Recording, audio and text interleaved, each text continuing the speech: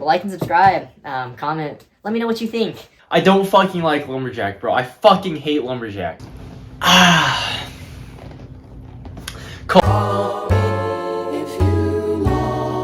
got the office chair, Greg Duchette.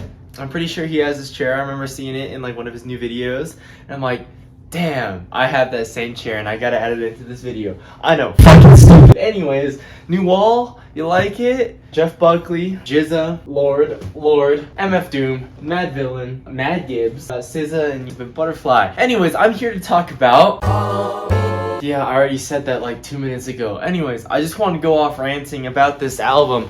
Not ranting, just talking randomly, you know, just spewing my thoughts, because it's been like, what is it today? It's Friday, so it's been, I think, exactly 3 weeks since it came out, and that was the shortest 3 weeks ever, man.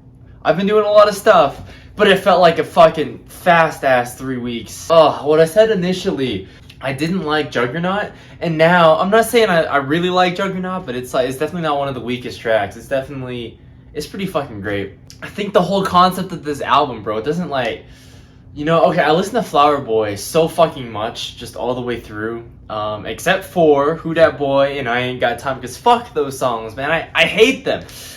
So I listen to Flower Boy, except for those two songs, in completion, really fucking regularly. I can't remember the last time I listened to Igor. I gotta say, there's actually no bad tracks on Igor. I listened to all of it. I came out my junior year, like the end of my junior year in high school. That shit was rocking, bro. I remember like listening to it in the airport that summer. Boy's a Gun, I think, What's Good, Earthquake, Igor's theme, Gone Gone Thank You. That shit was so fucking good. But then now it's probably been like, okay, well, it's literally been 2 years since Igor dropped, and I've probably listened to it like twice in completion, 2020 and 2021. So that's kind of bad. Although there's no skips, it's like, it's not, for me, really replayable. I feel like Igor I don't revisit as much, and it's like a newer album and I feel like I should, but I just don't. And that's what's going on with... Okay, I was setting it up before, as in like Flower Boy only had 2 skips, everything else is basically perfect. Igor doesn't have any skips, but it just doesn't have that replay value. And now Call Me If You Get Lost is good, but it has so many fucking skips, bro. It has, Starting off though, the first 4 tracks, absolutely fucking ballers. Sir Baudelaire, fantastic intro track. I love it. I love setting up the vibe and shit. Corso, yeah, literally like one of my favorite songs on there. Corso, yeah, the emotion and the change of tone and the hardcore, but also lo-fi. Like I love that shit. Corso is one of my favorite songs. And then Lemonhead. I used to not like Lemonhead, but now I fucking love Lemonhead. It's so good. Like it goes pretty hard. There's a fantastic feature, and I feel like that feature is just the better version of what Juggernaut could have been. So like Lemonhead is just the better version of Juggernaut. Frank Ocean also on that like little like interlude part, really fucking great. I love it. I love hearing Frank Ocean. Obviously it means he's probably not teasing anything in the near future. He and Tyler, like, I mean, Frank Ocean hasn't dropped in 5 years now, so I guess we're just gonna have to keep waiting. You know, we didn't even get a taste of like his singing. But anyways, then we go on to What's Your Name. Fuck it, dude. Tyler's verse is so fucking great. And I gotta say though, NBA Youngboy's verse, I didn't like it at first, and I still don't quite like it. It's like, it's okay. And that kind of just like, that part of the song just makes me really sad, because Tyler's part is just so fucking good. Like, I learned the lyrics in like the first 2 days, and I just fucking fell in love with the song and the verse. And then you have NBA Youngboy come in, and it's like, he's just spouting off in like the same like monotone rap. Like, I don't listen to Youngboy, man, so I don't know like what he's supposed to sound like and what he's supposed to bring to the table. But like everybody else to see, they're just like, oh wow, I didn't expect NBA Youngboy to be such a melodic rapper. The only praise they give him is like because they set the bar so low. And obviously I don't listen to him, so I'm setting the bar low, and I still don't like it. So that, I mean, it's okay. It just feels like Ty Dolla $ign could have done a way better job with the second verse instead of NBA Youngboy. But that's just me. That's my opinion. Probably a hot take, but this next one's probably an even hotter take. I don't fucking like Lumberjack, bro. I fucking hate Lumberjack. Okay, I don't hate it. It's a good song, and I think it's a good standalone single, but I don't think it's like album worthy, man. Lumberjack is so fucking weird, and it's just like the vibe from What's Your Name going into Lumberjack makes no fucking sense. And like the song, it doesn't really add much to like the substance of the album. I mean, obviously he's got lyrics like, oh, what does he got that I don't got a lot of, right? It's like that braggadocious, I'm rich, blah blah blah, but I still can't buy your love, and I still can't buy happiness. It kind of like ties into the whole like, you know, like grandiose abundance of wealth concept, but it's just like it's not necessary, and it just ruins the fucking vibe from What's Your Name. Fuck Jesus Christ, dude. I'm sorry, I don't like Lumberjack that much, bro. It's as a standalone track, you know, it could be like Okra, but it's not album worthy. And then that's where the album starts dropping off, man. The first 4 tracks pretty fucking solid, except for, you know, a little bit of that NBA feature. But Tyler's verse just fucking carries it. Afterwards here, we got Hot Wind Blows. Do I care? Hot Wind Blows is so boring. It's like this like flute melody with like some drums, and then like Lil Wayne comes on, and greatest rapper of all time, my ass. Lil Wayne is like top like 300, and I only know like 200 rappers. Lil Wayne has some pretty good stuff, but just I'm not liking him recently, and his older stuff is good, but it doesn't even match up to the stuff that was out during that time anyways. And then we got Massa. Again, man, it adds no substance, and it seems just boring. It seems like it's its own thing. It's another skip. It's not like a bad track, but it's just like it doesn't work for me, you know? Then we got Run It Up. Run It Up is finally where that like decline finally starts going up a little bit more. Yeah, we get it. We get a catchy little chorus. We get, or I guess hook. You know, we get some good concepts. It's just, you know, you get Tyler not just rapping, he kind of like sings, mumbles a little bit. It's alright, it's a good change of pace. It's like a good song. Again, it's like a standalone, but it's like, again, it doesn't seem like it belongs with part of this album. It seems like if it's just a single with no album, like, to back it up, it'd be fine. But it's stuck in this album for some reason, and it's just, you know what's there? It's good. That's like literally, I'll go from What's Your Name all the way to Run It Up. Like that's how I'll listen to the album, because I don't like Lumberjack, I don't like Hot Wind Blows, and Massa's just okay. And then we get Manifesto. It's all right. Domo Genesis, man. People keep hyping up his verse again too, and it's just it doesn't add anything, man. It's like it's so hard getting to that. The intro's kind of funny because I guess, you know, he's black and he's talking about how white bitches complain about you not being like, you know, active enough and Black Lives Matter or whatever, right? And he just shuts him off, right? It's a pretty funny, ironic concept. But then like the build up to Domo Genesis's like verse is just not worth it. I don't want to sit through like, how long was the track? It's only 2 minutes and 55 seconds, and it feels like it's a 4-minute track, bro. I mean, it's cool he sampled Eric Andre. I mean, this track is like, people said it's one of his best. Like, I looked at NFR podcast, and then like, when they were rating Tyler the Creator's new album, in the comments section, people said Massa and Manifesto are like his greatest songs of all time, had like 300 likes, right? And it's a pretty small channel, so 300 likes on a comment on like 12,000 subscriber channel is pretty fucking great. Like, they know, like, people seem to agree, but I just don't see it, man. It's like, at least it's like a change of pace, interesting, like, sound, but it's just Snow on the Bluff, man. It's like, it seems like Snow on the Bluff, but just a little less tone deaf and a little more mature. So J. Cole got all the hate for it. Tyler's getting all the praise for it. I don't hate Snow on the Bluff, and I don't love Manifesto. Dude, okay, this album is just, it's freaking me out, because it's like, it wasn't as good as I thought it would be, and it was only hyped up for like, what, a week or two, man? Like, that rollout was pretty good. It was like 2.5 weeks worth of rollout.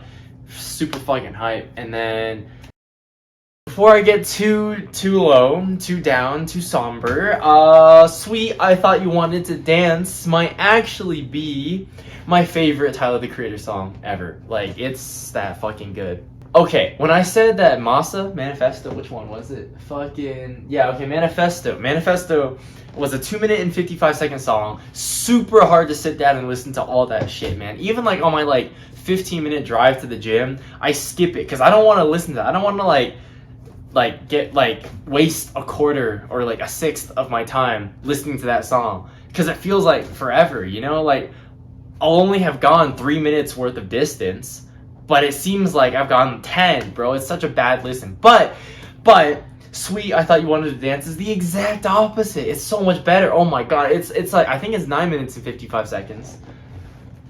It's 9 minutes and 48 seconds, and it feels like a 3-minute listen, man. I could be cooking steak or something. I could be like vacuuming my floor, and it's like, man, this song's already over. I feel so productive. Just already like season my steak, cut the vegetables, like boil the potatoes and shit, and the song's over.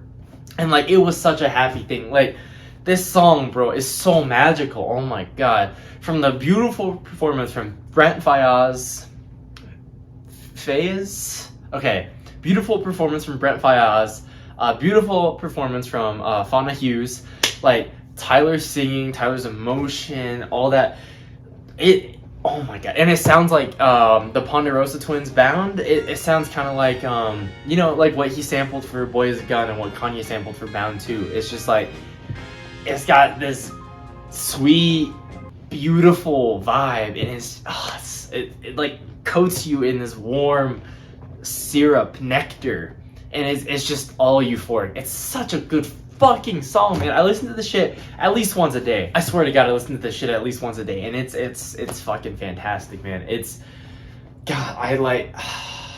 it's so nice. You get to see like his perspective, the girl's perspective. Like, you get to see like him kind of being a little creepy, but him, you know, trying too hard. You get him, you know, with like these sweet moments, and then you got like these simpy moments like from Tyler. Like, this shit, oh my god, I don't even know how to describe this song. It's just such a warm feeling. And like, the way I listen to Call Me If You Get Lost, right, the first 4 tracks, Sir Baudelaire, Corso, Lemonhead, What's Your Name, and then I skip to Run It Up. Sometimes I even skip Run It Up, but then I just go straight to Sweet, I Thought You Wanted to Talk, and it's like, bro, that is like a perfect like track list right there. I know it's only like 5-6 songs, but like, it just works.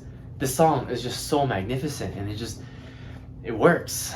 But like, his mama talk, and like after the first or second listen, it's like, all right, cool. But like, I get it, you know, Tyler loves his mom, and it's like, you know, they're really similar, and it's kind of how he grew up, like a little magnifying glass zooming in. But it's like, do I want to listen to this every single time I listen to the album? Probably not.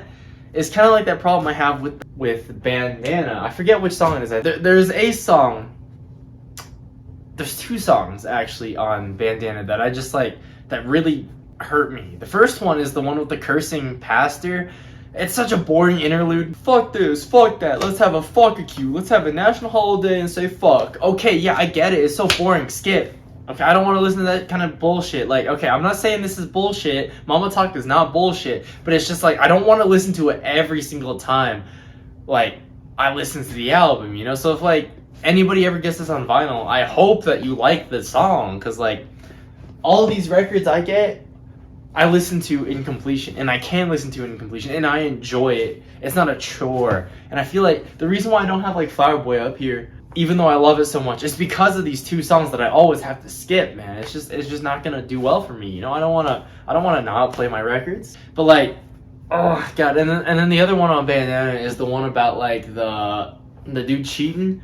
He's like, man, I'm going to jail, 2 people are dead. What do you mean it could be worse?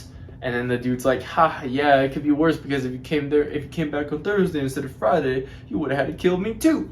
Like, I guess that was funny like the first 2 listens again, right? But it just really wears down. And I feel like even like Tyler Creator is such a fucking good genius with his production, but he added this in.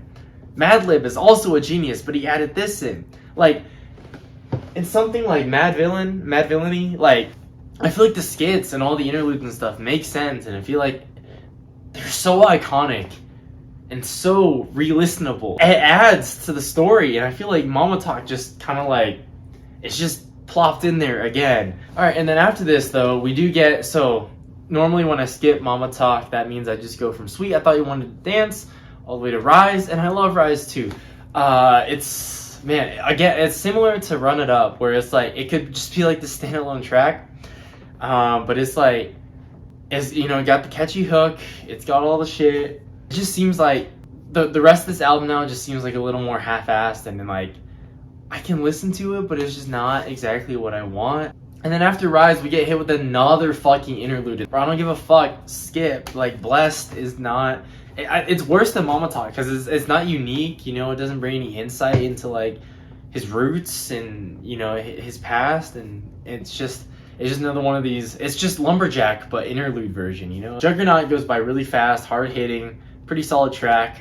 Except for Lil Uzi's transition, man. I really fucking hate... I still don't really like the chemistry between Lil Uzi and, like, Tyler. It just doesn't seem like they mix well enough. But they did it once, so hopefully never again. Then we go into Wilshire. There's no beat switch, there's no hook, there's no transition. It's just like this... It's like... It's either background music or you have to, like, really just pay attention and, like, zone in on, like, what he's saying and the lyric and the story. And it's kind of a chore. Honestly, man, I like Sweet. I Thought You Wanted to Dance. Such an easy follow along. Such a beautiful, like, masterpiece, like, meticulously crafted song. And then you have Wilshire, which is like, it's 8 minutes and it just goes on forever. He doesn't change the inflection of his voice either. There's no features. Yeah, no features. It's not the greatest track, but it's also not the worst track, you know? Yeah. And then we end with Safari, which is pretty alright. I think it's one of the most forgettable tracks, though. Like, I mean, there's like the... I don't even know... Here. Out of all the tracks on this album, I think that's the one I've listened to the least amount, and it's the one I forget the most. So yeah, clearly it's not as memorable, but let me just listen to it real quick. Okay, so from what I saw, it goes into like this kind of like massive celebration into like what this whole thing has been, and like it's kind of like, thank you for listening to this. I'm still bragging, still got these funny one-liners. I'm still Tyler. But again, it's kind of forgettable, man. I don't know. I never remember that this is the final track. It's just, the album is just full of, well, okay, I wanted to say full of ups and downs, but it's mostly just like up, and then it just drops straight to the bottom. There's a pretty big jump with Sweet I Thought You Wanted to Dance, and then it's just like continuously like downward trend. I said this before, I'm pretty sure 7 out of 10, and I think that's the score I'll have to stick with. It's good, not great. It's just lacking. It's just lacking structure, and it's lacking the proper sounds. Maybe Tyler really should have just made all of the beats and wrote and choreographed everything. It's not to say that DJ Drama is a bad influence or anything, but just, you know, fuck. I'll throw this at the beginning of the video too. Like and subscribe, comment. Let me know what you think about this album. I know it's been out for 3 weeks. Kind of old news. People are covering like Pop Smoke now, which I'm not gonna listen to Pop Smoke. Peace.